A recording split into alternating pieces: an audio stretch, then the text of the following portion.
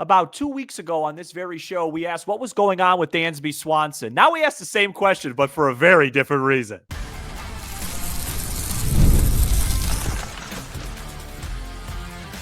You are Locked On Cubs, your daily Chicago Cubs podcast. Part of the Locked On Podcast Network, your team every day. You are Locked On Cubs, part of the Locked On Podcast Network, your team every day, alongside Sam Olber. I'm Matt Cozy. Sam and I are lifelong fans, taking our passion into a discussion with you on all things Cubs. Today's episode is presented by our great partner at FanDuel. Right now, new customers can get $200 in bonus bets when your first $5 bet wins. History and trivia later on. Ian Happ missed his third straight game. The main candidates to get called up if Happ goes to the IL. And we start with the Cubs defeating the Marlins 5-2 on Monday to improve to 24-18 on the season. Dansby Swanson and Seiya Suzuki both homered, and Colin Ray pitched into the seventh inning as the Cubs led off this favorable week on paper with a W. Swanson is hitting at a .422 clip over the last 13 games, 19 for 45 with 5 home runs. Sam, you're right. We did ask that a couple weeks ago. He's since got moved to the 8th spot in the order. He made a couple cameos in the 7th spot. He's been steady defensively. It is nice to see the Cubs shortstop at this point heating up and then some. Yeah, it's been a really interesting story. I mean, Dansby's always been very streaky. Even in his brief time in a Cubs uniform. I mean, you go back to 2023, those first couple months, it was like, whoa, and then the last part of 2023 was yucky. And then the beginning of 2024, well, most of 24 was, and then this year started like that. And ever since he got moved down in the order, but really he was hitting the ball pretty well early. He just wasn't getting results, and then he got into a funk, and it was kind of like that double. We talk about it all the time where you hit a bunch of lineouts early in the year, your batting average isn't going to look good. Then you get into an actual slump, your batting average already didn't look good. Now you're in a hole, and so I really think it was a good move from Craig, and but give him all the credit. And that was a big home run on Monday. It was 0-0 in the 5th, and I'm sure we're going to talk about the game a bit, but that was kind of I don't want to be over dramatic, but for lack of a better term, the exhale point, when you took the 2-0 lead there. And I mean, it was a no doubter. I mean, he really, and it wasn't a very hitter friendly day. So it was really nice to see, and I'm happy for him. And it's funny, like, it's just so funny. I think the word, you used it on the phone the other day, I think the word is fickle. Like how the season is so fickle. I mean, imagine if I told you after Sunday night against Philadelphia that really the only guy right now that's really, you feel real confident is Dansby Swanson. And, Tucker had a nice hit today and Say at a homer. But it goes in these waves of who's hot, who's not. And Dansby right now is hot. And I said before the season, I think I might tomorrow night when I'm by myself, I might do like a 9 and 9 minutes progress report type of thing, because he's exactly where he's supposed to be. I mean, even a little bit higher. I mean, he's slugging .472. The OPS is .775. He's playing good defense. So credit him for bouncing back. And I thought he was, the big story in today's victory. Yeah, last week, Dansby and his wife, Mallory, who was a soccer star, United States, Chicago Red Stars, announced they are expecting their first child, so perhaps some dad strength at work already for Dansby. Before we get to the game, I do have a question, because Monday is 5 weeks from baby Cozy, Monday, June 16th. Wow. What happens first? Baby Cozy arrives, or Cubs 40 wins, or Kyle Tucker extension? Wow. Oh my. All right. Let me do the math. How many games is that for 40 wins, June 16th? Yeah. So if they go 14-7 over this stretch, they would already be at 37. Right. And that would be, with a week or two to go, but if maybe Cozy could arrive early, of course. Yeah. I don't really know how to answer that. I just want, I All just right, want maybe, everybody could chew on that. yeah, I just want him to arrive happy and healthy. You know what I mean? Absolutely. And, if that's with 40 wins, then that'd be fantastic. But if it's with 38, 39, 36, 37, as long as it's not with 24 or something. Right. I was wondering if this power surge was going to come on Monday because you get to the That's funny, huh? and Dansby hits a rocket, Seiya homers. Tucker was nice to see him put the triple in the corner, but I am glad they broke out of it at least a little bit there in the middle section of the game. There was absolutely no drama at all. Ray is now 5-1. Cubs are now 5-1. When Ray starts, he pitched into the seventh. Palencia and Pomeranz out of the pen. I was glad to see that, and I anticipated it. Like I felt like they were on the edge of it, and so Yeah. it was nice. It was just nice to see it play out for real. It was just a business win. It was like, I didn't think, I thought Nico had a really good day, even though he was 1 for 4. Hit the ball really hard. But it was the exact type of game that you'd like to see against an inferior opponent. Yet it wasn't great. The guys didn't look great offensively. Cal Quantrill had a lot of success. But after one big swing from Dansby, you got another one from Nico and Tucker. And, it was really just one big rally. And then, Colin Ray held him down. It was just kind of a business 5-2 type of win. I love that there was no drama from the bullpen. Credit Palencia and Pomeranz for that.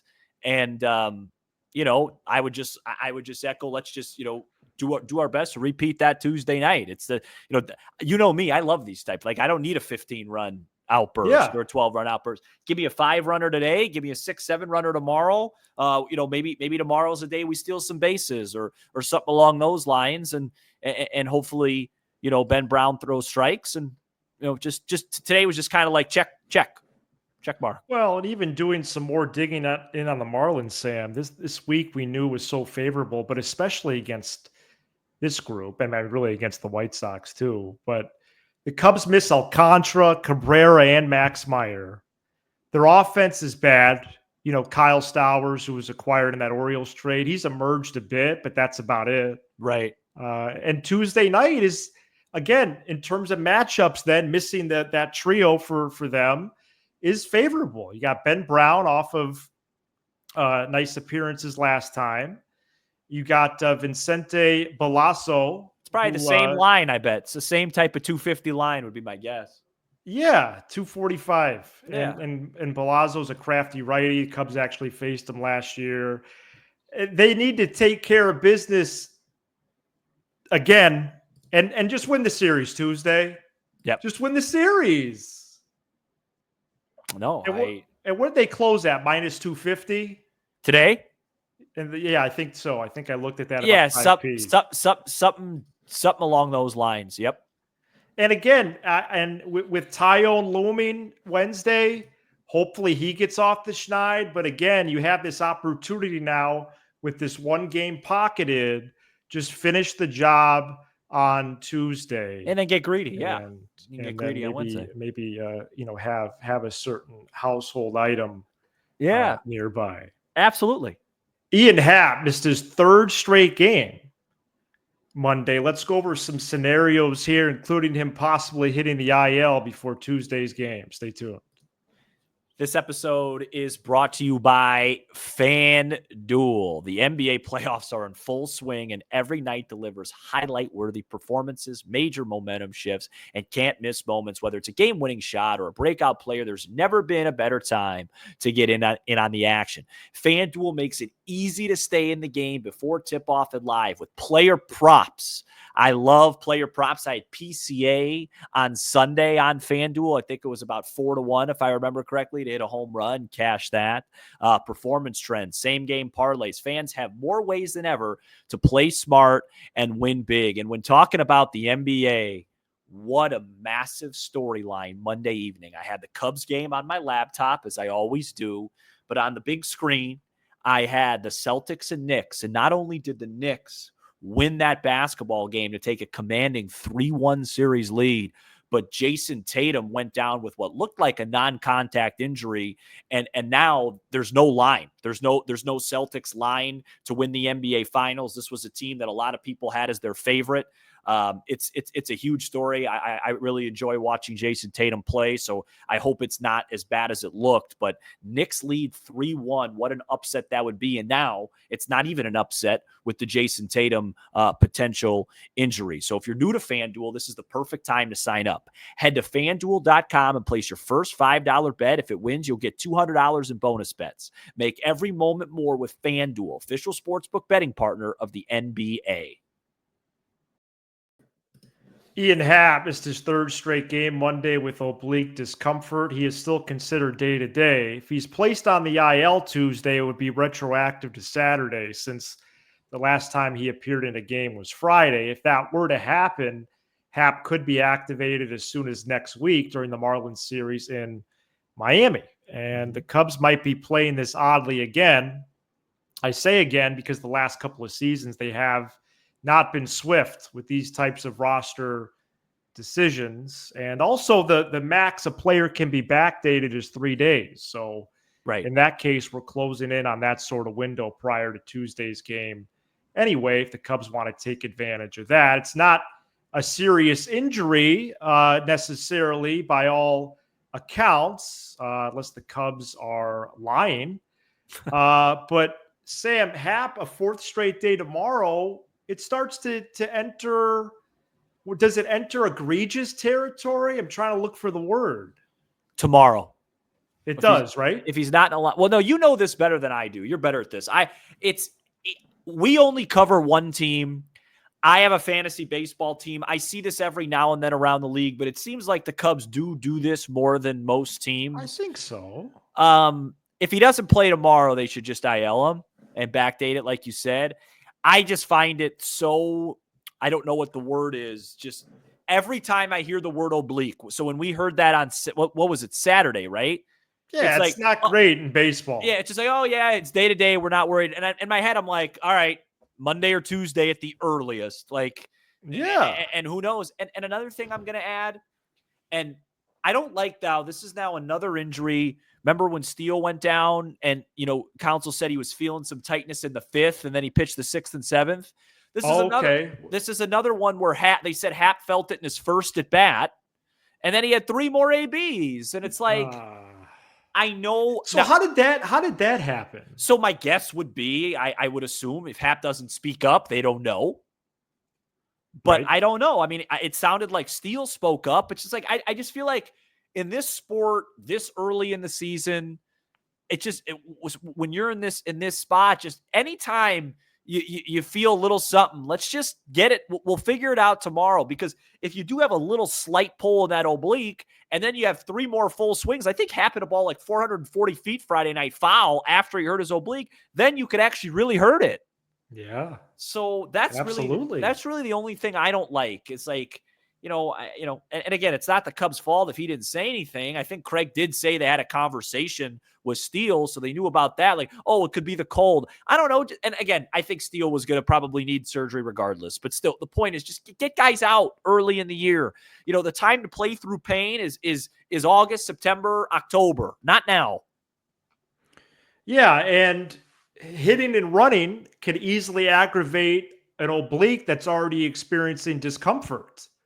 So when Counsell says that that's a test prior to him returning, I don't really take too much stock into that just because, it's really like an obvious statement. So in order to get back to 100%, what's the process?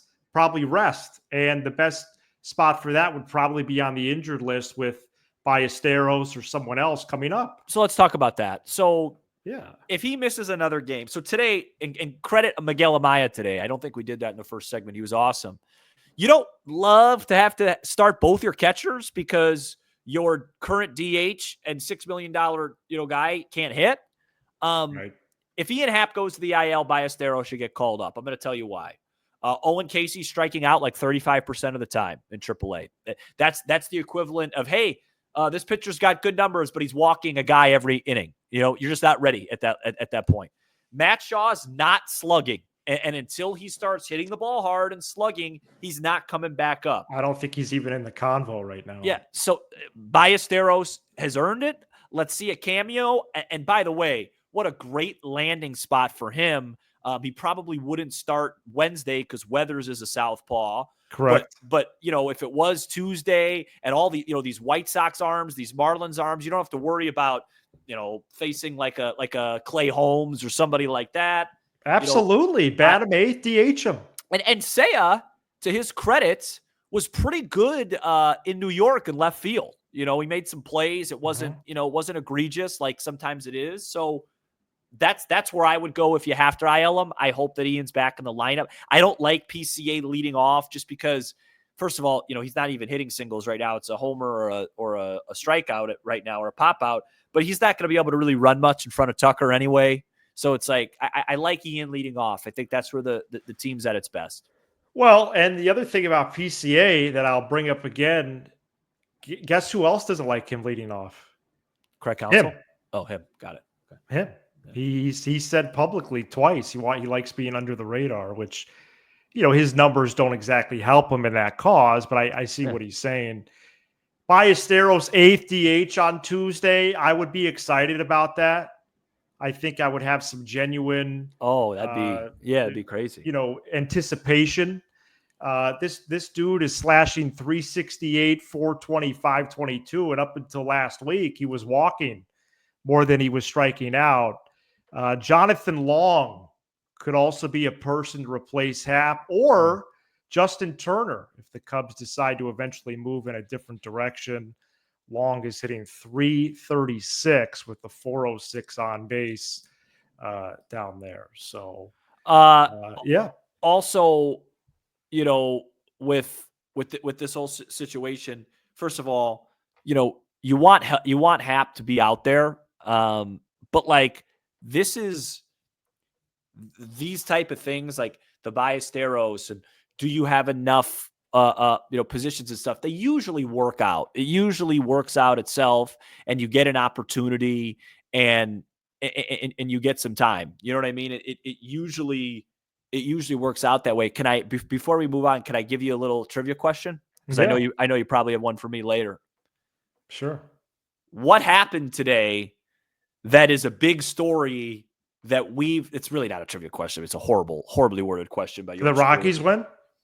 It's Cubs related. Something that we noticed a few days ago that was kind of crazy, and finally it happened today. In the reverse. I'm not sure. Seiya Suzuki drew a walk. Oh my gosh! He drew his first walk, his third walk in a month and 6 days. It's his 10th walk since 2022. No. That's. Oh. Isn't that wild? He had a homer today. He's slugging 510, which is a beautiful number. His on base is 306. Yeah, no, it was 290 something when I saw it over the weekend. This is a guy, and I'm not. It was 295. It's almost I believe that was Saturday on Fox. Yeah, and it's so funny because the balance with him is like, hey, super, super, super patient, or now uber aggressive 2031, and there's no in between. But I just find that kind of crazy. But I don't think it was a coincidence. He drew a walk and then he had a homer his next AB. Got a good pitch streak too. Caleb Thielbar returned to the team one day. Him and his wife had a child, Gavin Hollowell, back to AAA. All right, we have some history and trivia coming up right after this. Before we get to history and trivia here to close out the show, I have one birthday for you. 28 years young, Nico Horner on Tuesday, May 13th. Oh. So we're getting ahead of that. Oh, he might homer tomorrow. We're beating Marquis to the punch. He might homer. He came close. Yeah, he smashed that ball his last AB. He smashed the ball to center, smashed the ball to third, smashed the ball to right. Yeah, no, it was throughout the night. Yeah, he might. I can't believe that dude caught it at the really a couple of those balls. He might have a basket shot. Wow. On Tuesday. Here's a trivia question. I've been really cold lately. Both Pete Crow-Armstrong and Kyle Tucker have 10-plus homers and 10-plus stolen bases through the Cubs' first 41 games. Who are the other Cubs that have done that? There are now 3 players in Cubs history on that list. There are players just 2 and 3 ever to do that. Who's the other person? To go 10 and 10 and 41? Yep. It's Tucker, PCA, and this guy. Yes. I mean, it's such a hard question. There's I mean, Sosa comes to mind. Sure. Is that your final answer? Well, let me think for a second. I know Sosa had that. I know he had that 30-30 season, but I just don't know if he got it done. If he was off to a great start. He was typically a slow starter. Right. Guy like Sandberg comes to mind. Can I ask? Is it a big name or a guy that I yes? Beat? Okay. Okay. I'm just gonna go Sammy Sosa. Final answer. That's correct. Okay. Sammy Sosa had 11 home runs and 10 stolen bases through the Cubs' first 41 games in 1995. Yeah, 95. That's when he did it. So, 1995. What what else happened on May 12th? On May 12th? Yeah. Was it Ernie Banks related? Yeah, Ernie Banks hit his 500th career home run. I believe. Love that. I believe it was May 12th, 1970. Was he playing first base at that point? Yeah, I think so. A little low, like a low line drive that just got into like the first or second row, which according to my sources being my father, that's how he hit a lot of home runs. Can I humor you in the audience just very quickly and read some text today from my dad? Sure. Is that okay? Yeah, I think so. Okay. I just want to read some text from my dad today. Good luck this week. I don't know what he's wishing me luck on. Poppy. Was that an individual? Is this all one blob or is that one and then more come in? I'll tell you when more come in. Okay. Good luck this week. That's about 11 a.m. I wish I cleared out the soundboard. I wish I had stuff here. Poppy, that's my grandfather, his dad's birthday tomorrow. Please give him a call. Bears drafted a guy who just had surgery. Go Chicago. I responded, will do. Cubs need to take 5 out of 6 this week. Said, won't happen. $20. I bet you. Wind blowing in. You'll see tonight. Ran a big hill in Northbrook. 15 degrees cooler in Northbrook than BG. Wind blowing in. Those are good. At like noon.